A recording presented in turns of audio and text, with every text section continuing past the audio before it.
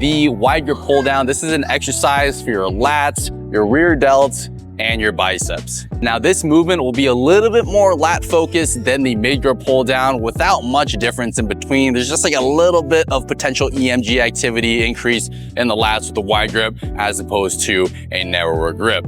Either way, try to mix both narrow and wider grips into your workout routine throughout the week.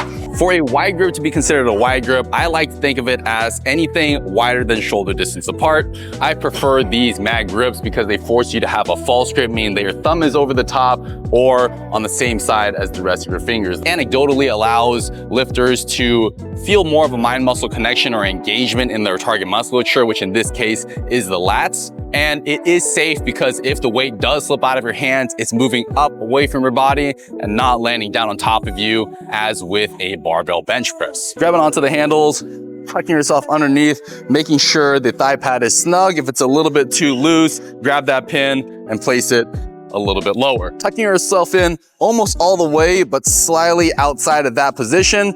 You're pulling your chest up towards the sky as if you're trying to meet your chest up to the bar. And the movement will come in two phases. Phase one is the scapular pull down, or pulling your shoulders down away from your ears as far as possible, creating what's called downward rotation of the scapula. So the shoulder blades are starting in this stretched out position, and then you're pulling those shoulder blades together.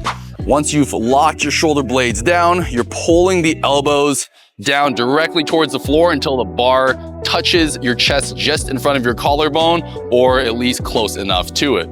Releasing slowly, finding that stretch, locking the shoulders down, breathing out on the way down. And as you slowly release, you're breathing in.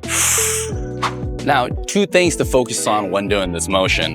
One, really focus on that scapular pull down. So locking the shoulder blades down and holding it all the way through will be of the utmost importance because the elbow being pulled down is a little bit more intuitive. Secondly, think about pulling your elbows down towards the floor as opposed to pulling the handle towards the floor.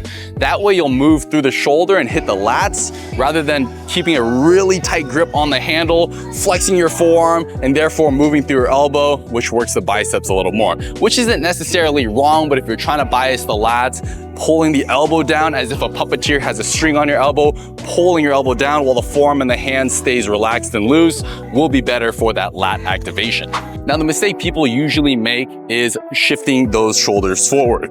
So once you've locked down those shoulder blades, people are usually good about that, but as they pull their elbow down, they realize the movement's getting difficult. I can't pull my elbows all the way down, so I'm gonna trade places between my elbow and my shoulder, punch my shoulder forward, bring my elbow back, and now I can get my bar down towards the chest. Because we don't want to put that shoulder in that compromised position, and because your target muscles have already failed, there's no reason to force yourself into that extra rep. If you can't come all the way down with the elbows without releasing the shoulder blades, simply terminate the set and lower the weight or wait for the next set.